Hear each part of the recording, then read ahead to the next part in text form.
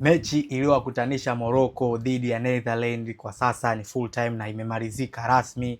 Ilikuwa ni mechi ya mvutano sana. Kwenye kipindi cha pili Morocco aliingia kwa kasi kubwa sana na hivyo kupelekea kupata chansi kadhaa kwenye dakika za kwanza za hicho kipindi cha pili, lakini hawakuweza kuzitumia na wakawa wanapoteza hizo nafasi. Baada ya mpira kuchezwa kwa dakika kadhaa, Netherlands wanapiga counter attack ambayo Cody Gakpo anakwenda kufunga lile goli na anatokwa na machozi kwa sababu anaingia kwenye hii game akiwa amefiwa na mtoto wake, na taarifa zilikuwa zimearifu hapo awali, licha ya kuwa kwamba kafiwa, hii game amesema anataka kucheza na quality yake ilionekana na alikuwa na performance nzuri sana kwenye hii mechi.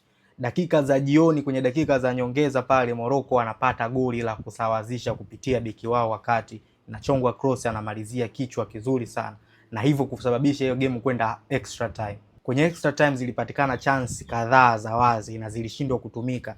Pia ubora wa magolikipa wa timu zote mbili ziliziweka timu hizo safe mpaka dakika hizo za 120 kukamilika na kwenda kwenye penalty. Kwenye penalty Morocco anashinda mchezo kwa penalty 3-2. Wao Morocco walipata penalty 3 wakati Netherlands waliishia kupata penalty 2, na hivyo sasa kumfanya Morocco kupita moja kwa moja kwenda round of 16, hatua ya 16 bora, na ndo inakuwa ni timu ya kwanza kutokea Afrika kufuzu kwenda hatua ya 16 bora ya haya mashindano. Na hiyo ndo ilikuwa mechi ya mwisho kwa siku ya leo. Netherlands wamekuwa eliminated na Morocco wamequalify round of 16.